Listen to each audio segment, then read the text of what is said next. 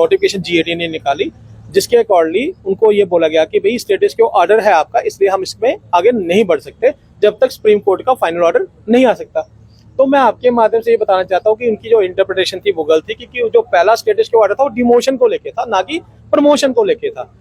जो अगले 2 ऑर्डर 2016 में आए, विजय अपना ये मैंने बताया विनोद कुमार वाला, भगत वाला और नसीब सिंह वाला, स्पेशली वो इलेक्टोरल डिवीजन को डील करता था, क्योंकि इलेक्टोरल डिवीजन की जो एसोसिएशन उन्होंने वो केस SLP फाइल की थी। उस पर क्लियर कट जो स्टे ऑर्डर आके ये चीज आई।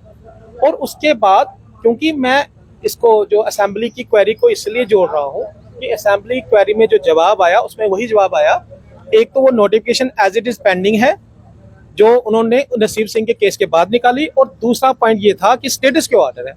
तो ये दोनों के दोनों मैलिशियस ऑर्डर, मैलिशियस रिप्लाई थे, क्योंकि जो हमारा डेमोक्रेटिक जो मंदिर है उसमें अगर कोई क्वेश्चन उठाया जाता है तो वो हमारे जम्मू कश्मीर की जो जनता है उसका क्वेश्चन था, और हमारे जम्मू कश्मीर की जनता को जो रिप्लाई आया वो मैलिशियस रिप्लाई आया।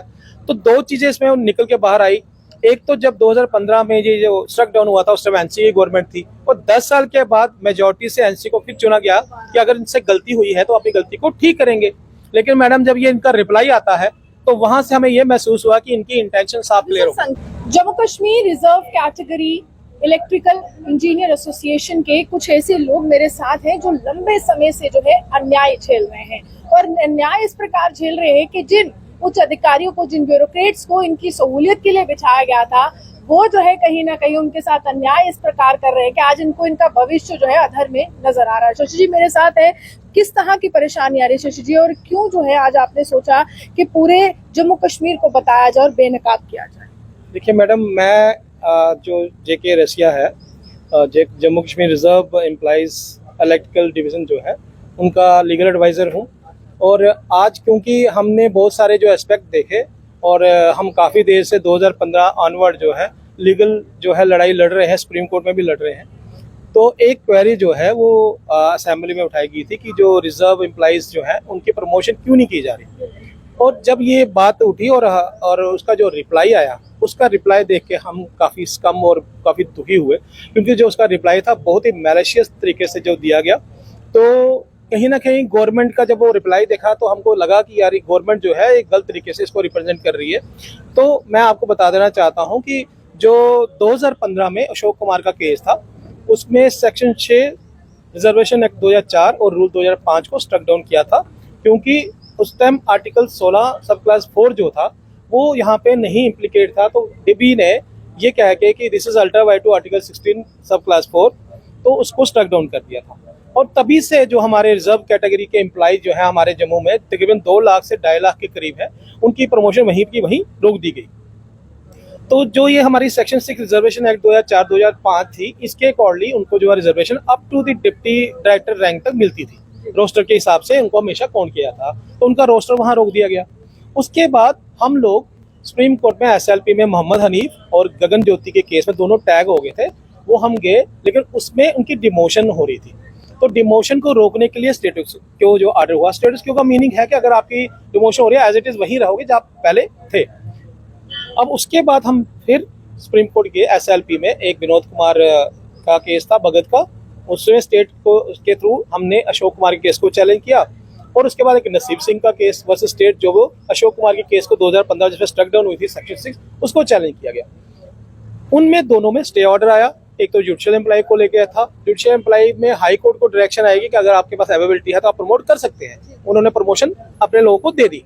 फिर नसीब सिंह के केस में इलेक्ट्रिकल जो लोग थे उनके लिए जो है स्टे ऑर्डर आया, और उसमें यह आया डायरेक्शन कि अगर आपके पास अवेलेबिलिटी है तो आप भी इनको प्रमोशन दे सकते हैं, इसमें कोई रोक टोक नहीं है। लेकिन मैडम उन्होंने इंस्टेड ऑफ प्रमोशन देने के एक नोटिफिकेशन GAT ने निकाली, जिसके अकॉर्डिंगली उनको ये बोला गया कि भाई स्टेटस क्वो ऑर्डर है आपका, इसलिए हम इसमें आगे नहीं बढ़ सकते जब तक सुप्रीम कोर्ट का फाइनल ऑर्डर नहीं आ सकता।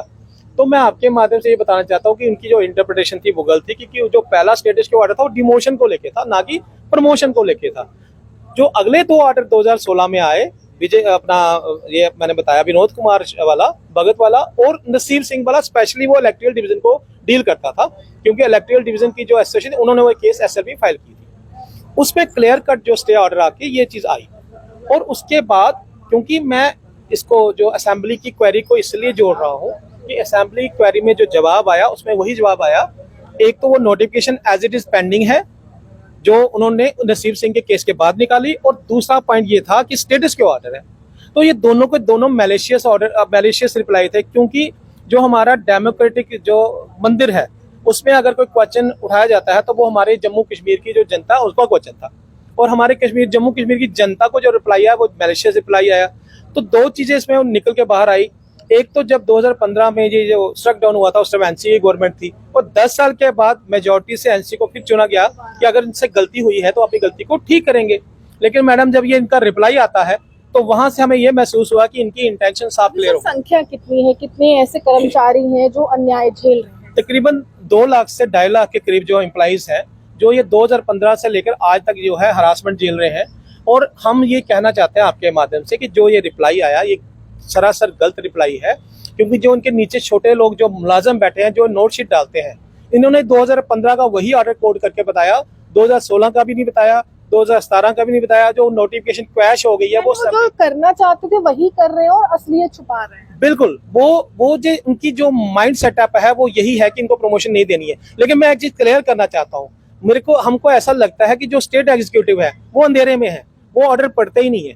जो नीचे के मुलाजिम है जो नोट शीट डालते हैं वो पुराने ऑर्डर इसलिए डालते हैं कि वो उनकी माइंड सेटअप है कि वो इनको प्रमोशन नहीं दिलाना चाहते, इसलिए झूठे ऑर्डर जो पुराने वो बताते हैं। जो नए ऑर्डर, स्टे ऑर्डर है उसके बारे में वो जिक्र ही नहीं करते। तो कहीं ना कहीं स्टेट एग्जीक्यूटिव को मैं नहीं ठहराता गलत, लेकिन उनकी गलती ये है कि वो भी आंखें मूंद के उनकी बातों पे यकीन कर रहे हैं। मैं आपके माध्यम से ये चाहता हूं कि जो हमारी स्टेट एग्जीक्यूटिव है या स्टेट हेड है वो उनके ऊपर इंक्वायरी बढ़ाए और उनसे पूछें कि जब 2 स्टे ऑर्डर जो सुप्रीम कोर्ट के आ चुके हैं, जब नोटिफिकेशन क्रैश हो चुकी है, तो आप कैसे झूठ बोल रहे हैं कि नोटिफिकेशन एज इट इज वही पेंडिंग है। तो ये कहीं ना कहीं जो नीचे के जो बाबू लोग बैठे हैं वो गलत तरीके से आपने स्टेट हेड्स को रॉन्गली इन्फॉर्मेशन दे रहे हैं। तो मैं चाहता हूं कि ये जो हमारी प्रेस कॉन्फ्रेंस के माध्यम से वो उनके ऊपर सीरियस इंक्वायरी बिठाए और पता करें कि ये जो जजमेंट है सुप्रीम कोर्ट की, जिनकी अवहेलना कर रहे हैं, जिनको ये मान ही नहीं रहे, ये क्यों हो रही है। क्योंकि स्टेट एग्जीक्यूटिव की भी गलती नहीं है, जो नीचे के जो बाबू लोग हैं सारी गलती वो लोग कर रहे हैं। तो मैं आपके माध्यम से चाहता हूँ कि सीरियसली इंक्वायरी हो। देखिए, साफ तौर पर हमारे देश का सबसे बड़ा या उच्च न्यायालय जो है वो सुप्रीम कोर्ट है और उससे ऊपर कुछ नहीं है। उसके जो यहाँ पर जानकारी है, उसके जो ऑर्डर्स है उसका उल्लंघन किया जा रहा, अवहेलना की जा रही है। और साथ ही साथ जो ब्यूरोक्रेट्स हैं जिनको सच्चाई के लिए बिठाया जाता है कि जब कोई चुनी हुई सरकार नहीं है तो आप ही एक सरकार के रूप में काम कीजिए, तो वो भी मनमानी कर रहे हैं। और जिससे 2.5 लाख से ज्यादा कर्मचारी जो है अब ये सोचने पर मजबूर हो गया है कि क्या हम पूरी उम्र इसी पोजीशन पर निकालेंगे या हमारी भी प्रमोशन होगी या नहीं होगी। यानी कि उनका भविष्य जो है अंधेरे में धकेलने का काम जो है जम्मू कश्मीर के ब्यूरोक्रेट्स ने किया है।